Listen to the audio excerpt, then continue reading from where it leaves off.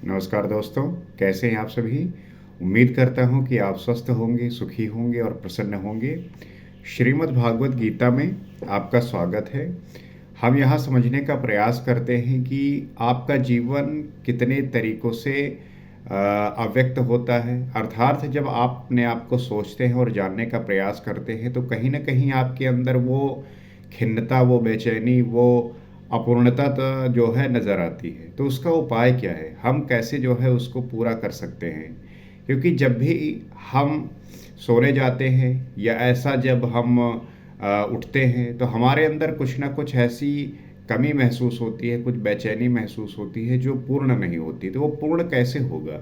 हर एक व्यक्ति इसकी तलाश में जो है विभिन्न प्रकार के प्रयोजन करता है। वो कैसे पूर्ण हो सकती हैं, वो कैसे हो सकती है, इसके उपाय के लिए व्यक्ति जो है विभिन्न प्रकार के प्रयोजन करता है। लेकिन उपाय क्या है? उसे हम कैसे पूर्ण कर सकते हैं, कैसे जान सकते हैं कि जब भी आप होश में हों, जब तक आप चीज़ों को समझ न जाए, जान न जाए, तब तक वो चीज़ें घटित ना हो। तो हमारी समझ, हमारा जो बोध है वो इसी बात पर निर्भर करता है कि जब हम किसी बात को जानने का प्रयास करें, जब हम किसी बात को समझने का प्रयास करें, तो उसमें आपकी भागीदारी पूर्ण होनी चाहिए। अन्यथा फिर हम इसी प्रकार से किसी एक विशेष परिस्थितियों में अपने आप को खोया हुआ पाते हैं। तो ऐसा खोया हुआ ना पाना और अपने आप को उस समय पे जागृत रखना, ये आवश्यक हो जाता है आपकी संपूर्णता पे, आपके होने की। तो श्रीमद् भागवत गीता आपको उसी प्रकार से सारी बातों से अवगत कराता है, आपको उससे जो है समझाता है, बताता है, ताकि आप उस बात को जानते हुए अपने स्वभाव में लेके आए, जो आपके संसारी जीवन में परिलक्षित हो, और जो व्यक्ति इस बात से अनभिज्ञ हैं उन्हें भी इस बात का एहसास हो, पता चले। तो आइए देखते हैं और समझने का प्रयास करते हैं कि श्री कृष्ण ने अर्जुन को किस प्रकार से वो बातें समझाई, बताई, जिसके माध्यम से उन्हें वो बोध हुआ। और बोध जब हो जाता है तो व्यक्ति इष्ट के प्रति जो उसका स्मरण है और जो युद्ध करने का जो भाव है वो पैदा होता है। युद्ध का भाव ये मतलब नहीं कि आप संसारी जीवन में जा रहे हैं और लोगों के साथ जो है तलवारबाजी कर रहे हैं, लड़ाई कर रहे हैं, नहीं। यहाँ पे युद्ध का जो मतलब है वो है आपके मन का युद्ध। जो मन आपके साथ सदैव लड़ता रहता है, आपको विभिन्न परिस्थितियों में ले जाने के लिए मजबूर करता है, तो वो किस प्रकार से घटित होता है। तो उसी पे जब हम निरोध लगाते हैं, अपने मन का जो है नियंत्रण पाते हैं उस पे, तो वही जो है उसी की लड़ाई की बात हो रही है। वही समझाते हैं कि जो आप भ्रमित होते हैं, आशंकित होते हैं, परेशान होते हैं, उसमें जो है ये चीज़ें किस प्रकार से होती हैं। तो आइए देखते हैं और समझने का प्रयास करते हैं। यदक्षरं वेद विदो वदन्ति विशन्ति यद्य तयो वितरागा यद इक्षन्तो ब्रह्मचर्यं चरन्ति तते पदम संग्रहेण प्रवक्षये। वेदविद अर्थात आविदित तत्व को प्रत्यक्ष जानने वाले लोग जिस परम पद को अक्षरम, अक्षय कहते हैं, वीतराग महात्मा जिसमें प्रवेश के लिए यत्नशील रहते हैं, जिस परम पद को चाहने वाले ब्रह्मचर्य का पालन करते हैं। ब्रह्मचर्य का अर्थ जननेन्द्रियों मात्र का निरोध नहीं, बल्कि ब्रह्म आचरति सह ब्रह्मचारी, बाह्य स्पर्शों को मन से त्याग कर ब्रह्मा का निरंतर चिंतन स्मरण ही ब्रह्मचर्य है। तो वेदविद अर्थात आविदित तत्व को प्रत्यक्ष जानने वाले, जो चीज़ें आविदित हैं उस तत्व को जो प्रत्यक्ष जानने वाले हैं, ऐसे लोग। और अक्षरम, अक्षय कहते हैं अर्थात उस वीतराग का जो महात्मा जिसमें प्रवेश किया और यत्नशील रहते हैं, जिस परम पद को चाहने वाले ब्रह्मचर्य का पालन करते हैं। अब ब्रह्मचर्य है क्या? अक्सर जो है लोग समझते हैं कि जो व्यक्ति अपना वीर्य अपने वीर्य को जो है कंट्रोल करते हैं, नियंत्रण में रखते हैं, और स्त्री से जो है मिलन नहीं करते, वो जो है ब्रह्मचारी होते हैं। लेकिन ब्रह्मचारी का असली मतलब क्या है? कि ब्रह्मचारी का मतलब ये नहीं कि जननेंद्रियों मात्र का निरोध करें, सिर्फ यही मतलब नहीं है। बल्कि उसका ये मतलब है कि बाह्य स्पर्शों को मन से त्याग कर ब्रह्मा का निरंतर चिंतन स्मरण ही ब्रह्मचर्य है। मतलब कि जो बाह्य स्पर्श हैं, मन से त्याग कर, जो इंद्रियों से संबंधित सारी चीज़ें होती हैं जिनको आप महसूस करते हैं, अगर आपको खाने में आनंद हो रहा है और उस पे आपका नियंत्रण नहीं है, तो वो भी जो है ब्रह्मचर्य का खंडन हुआ, आप नहीं पालन कर रहे हैं। मतलब ये कि जो इंद्रियों से संबंधित है, अगर उसके भाव में आकर आप कुछ भी कर रहे हैं, उसका पालन नहीं कर रहे हैं, तो वो भी जो है ब्रह्मचर्य का खंडन हुआ। ब्रह्मचर्य का सिर्फ ये मतलब नहीं कि आप जननेंद्रियों का जो है मात्र विरोध करते हैं, आपका अपनी इंद्रियों का जो है निरोध करना होगा। तो जो ब्रह्म और इसका निरोध, इसका त्याग करते हुए आप निरंतर जो है आप निरंतर जो है चिंतन करते रहते हैं, स्मरण करते रहते हैं। तो ये है ब्रह्मचर्य। जो ब्रह्मा का दर्शन करा उसी में स्थान दिला, शांत हो जाता है। तो जब व्यक्ति स्मरण करता है, चिंतन करता है, तो वो जो है उस परम ब्रह्म का जो है दर्शन हो जाता है, और उससे जो है उसको वो बातें समझ में आने लगती हैं। इस आचरण से इंद्रिय संयम ही नहीं बल्कि सकल इंद्रिय संयम स्वतः हो जाता है। अब इस आचरण से सिर्फ यही नहीं होता कि आपकी जो इंद्रियां हैं वो संयमित हो जाती हैं, बल्कि सकल इंद्रिय संयमित स्वयं हो जाता है। तो उससे सिर्फ इंद्रिय संयम ही नहीं होती उन आचरण से, बल्कि सकल इंद्रिय जो है स्वतः ही संयमित हो जाती हैं। वो कहते नहीं कि जब आप कोई चीज़ अच्छा करने लगो तो उसके परिणाम स्वरूप जो है और भी बहुत सारी चीज़ें अच्छी होने लगती हैं। आप जैसे एक्सरसाइज आप करने लगो तो आप ये सोचोगे कि मेरा हेल्थ अच्छा रहे, इस वजह से आपकी डाइट भी अच्छी हो जाती है। आप अपने आप को लेके फिर सोचने लगते हो कि मैं जो खा रहा हूँ और जो कर रहा हूँ वो किस प्रकार से ये काम करे। तो आप जो है उसको लेके अवेयर हो जाते हो, समझदार हो जाते हो। इस प्रकार जो ब्रह्मचर्य का आचरण करते हैं, जो हृदय में संग्रह करने योग्य है, धारण करने योग्य है, उस पद को मैं तेरे लिए कहूँगा। ये पद क्या है, कैसे पाया जाता है? तो जो हृदय में संग्रह करने योग्य है और उसका धारण करने योग्य है, उस पद को जो है मैं कहूँगा। अब वो पद क्या है, कैसे पाया जाता है, इस पर योगेश्वर श्री कृष्ण कहते हैं। तो ब्रह्मचर्य वाकई में क्या है, ब्रह्मचर्य का मतलब क्या होता है? ब्रह्मचर्य का आप सीधा ही मतलब समझ लीजिए कि सिर्फ जननेंद्रियों का ही निरोध नहीं करना, बल्कि संपूर्ण जो इंद्रियां हैं उसका जो है निरोध करना है। अगर आपको कोई चीज़ देखने में बहुत पसंद आ रहा है, आप उसको देखते ही चले जा रहे हो, इसका मतलब है कि जो आपकी इंद्रियां, आँख है, देखने की जो क्षमता है, उसमें आपका निरोध नहीं है, तो वो भी जो है आपके ब्रह्मचर्य को खंडन कर रही है। ब्रह्मचर्य को जो है वो ब्रह्मचर्य की अवस्था में आप नहीं हैं। तो इंद्रियों का जो है निषेध ये भी आवश्यक है ब्रह्मचर्य में।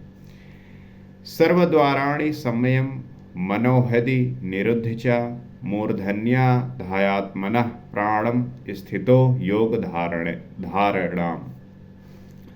सब इंद्रियों के दरवाजे को रोककर अर्थात वासनाओं से अलग रहकर मन को हृदय में स्थित करके ध्यान हृदय में धरा जाता है, बाहर नहीं। पूजा बाहर नहीं होती। तो सारे इंद्रियों के दरवाजों को रोककर अर्थात वासनाओं से अलग रहकर आपके सारे परेशानियों, सारे दुख, सारे सुख, इन सब का जो आप महसूस करते हैं वो अपनी वासनाओं के कारण, ये वासनाएं ही जो है आपको वहाँ तक पहुँचाते हैं। तो सारे इंद्रियों के दरवाजे बंद करना है, अर्थात आपको क्या देखना है, आपको क्या सुनना है, क्या गंध लेना है, क्या खाना है, क्या स्पर्श करना है, यह आपके नियंत्रण में होना चाहिए। तो इन वासनाओं से जब आप अलग होते हैं और अपने मन को हृदय में स्थित करते हुए, ध्यान हृदय में ही धरा जाता है, बाहर नहीं। अर्थात जो ध्यान होता है वो आपके भीतर घटित होता है, पूजा बाहर नहीं होती, आपके भीतर घटित होती है। तो प्राण अर्थात अंतःकरण के व्यापार को मस्तिष्क में निरोध कर योग धारणा में स्थित होकर योग को धारण किए रहना है। तो इस प्राण को अर्थात जो अंतःकरण है के व्यापार को मस्तिष्क में निरोध द्वारा, मस्तिष्क आपको बताएगी कि क्या हमें निरोध करना है और क्या नहीं।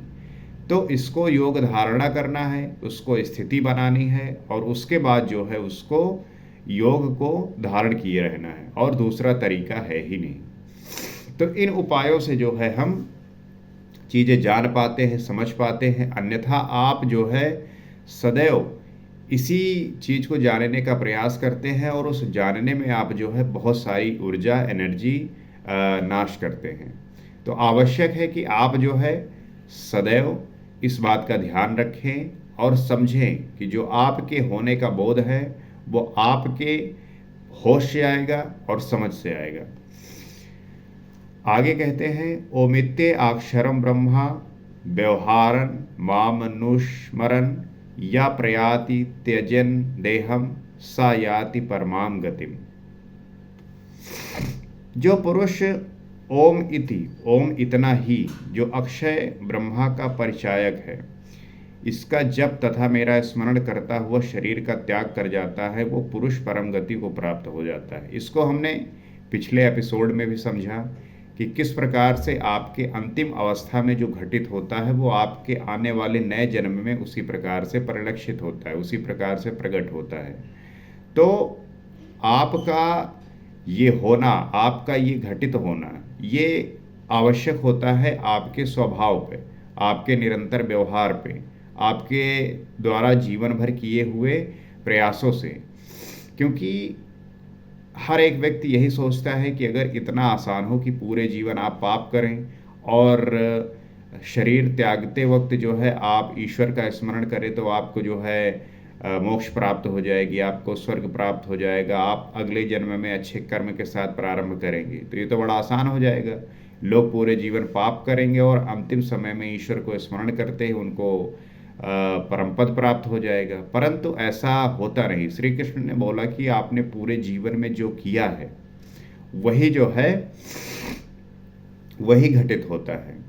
अर्थात शरीर त्यागते वक्त आप वही जो है महसूस कर पाएंगे और वही जो है आप चिंतन कर पाएंगे। तो वही कहते हैं कि जो व्यक्ति ओम इति, ओम इतना ही, जो अक्षय ब्रह्म का परिचायक है, अर्थात वो जो नष्ट होने वाला नहीं है उसका परिचायक है, इसका जप और मेरा स्मरण करता हुआ शरीर का त्याग करता है।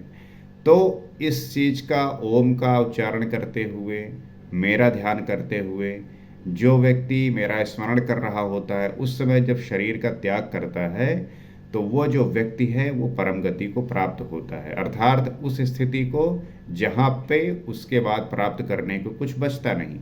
आपकी जो वासनाएं हैं, कामना है, वो सारे नष्ट हो जाते हैं, सारे खत्म हो जाते हैं। तो उस व्यक्ति के जानने की और पहचानने की और समझने की क्षमता इसी बात पर निर्भर करती है कि उसने पूरे जीवन में जो उसका स्वभाव रहा है, जो कार्य रहा है, वही जो है वहाँ पे निर्णायक होता है, वही डिसाइड करता है। तो इसलिए अपने स्वभाव को इस प्रकार बनाइए, इस प्रकार से उसे क्रिएट करिए ताकि आने वाले आपके जीवन में वो उसी प्रकार से घटित हो और ये आपके नेचर और व्यवहार से ही प्रकट होगा। इसीलिए हर एक व्यक्ति को मैं यही आग्रह करता हूँ कि वो अपने स्वभाव को इतना अच्छा बनाए कि उसके द्वारा जो भी व्यक्ति उसके साथ में हो, जो उसके साथ में रह रहा हो, जो उससे प्रभावित हो, वो उसके जीवन में खुशियाँ भरे, उसके जीवन में वो आनंद भरे, जिससे उस व्यक्ति का भी जीवन सदा के लिए जो है प्रफुल्लित हो और आनंदित हो। ये तभी हो सकता है जब व्यक्ति स्वयं से प्रकाशित हो, खुद ही इस बात का जो है ज्ञाता हो।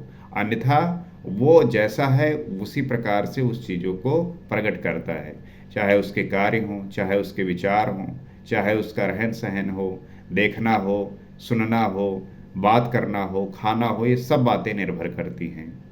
तो जब ये बातें ऐसी होती हैं और हो सकती हैं, चीज़ें घटित हो सकती है जो उसके आने वाले जीवन को भी प्रभावित करें, तो हमें उस बात पे चिंतन करना चाहिए, स्मरण करना चाहिए और उस पर ध्यान देना चाहिए।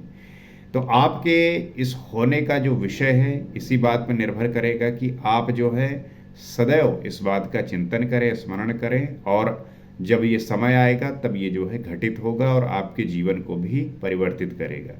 इसी उम्मीद के साथ आशा करता हूँ कि ये बातें आपको समझ में आई होंगी, इस पर आप विचार करेंगे, स्मरण करेंगे और ये बातें तभी आपको ज़्यादा समझ में आ सकती हैं जब इसको आप बार बार स्मरण करेंगे। अन्यथा ये चीज़ें वैसे ही होती हैं कि आप जो है सुने और जो है चीज़ें निकल गईं। लेकिन ये तभी फलित हो सकती हैं जब आप इसको सोचते हैं और सोचने से आप इसके बारे में फिर सीखने लगते हैं और फिर आपके ये कार्य में आने लगता है, आपके स्वभाव में आने लगता है, व्यवहार में आने लगता है। तो आशा करता हूँ कि ये बातें समझ में आपको आएंगी और समझ में जब आएंगी तो आपको खुद से इस बातों को समझने का जो है मन करेगा। तो अगर ये बातें आपको ठीक लग रही हैं, समझ में आ रही हैं और ऐसा लग रहा है कि ये चीज़ें आवश्यक हैं हर एक व्यक्ति के लिए, हर एक इंडिविजुअल के लिए जो इस संसारिक जीवन में जी रहा है, क्योंकि यहाँ पे जीते हुए हमें इस बात का ध्यान रखना है कि होश में रहना है, ध्यान में रहना है। तो इस बात को ध्यान रखते हुए, समझते हुए, जानते हुए ऐसे ही हमें जो है प्रयोजन करना है ताकि हम अपने जीवन को सार्थक बना सकें। तो ऐसी बातों को जानने के लिए, सीखने के लिए आप जो है इस चैनल से जुड़ सकते हैं, इस चैनल को सब्सक्राइब कर सकते हैं, फॉलो कर सकते हैं ताकि हम नित्य इसी तरीके के जो है बातों को सीख सकें, जान सकें। आप अपने विचारों को शेयर करिए। हम जिस प्रकार से बातें करते हैं इसको जानते हुए अपने जीवन को सार्थक बना सकें। अगले एपिसोड में हम आगे बात करेंगे। आज के लिए इतना ही। नमस्कार।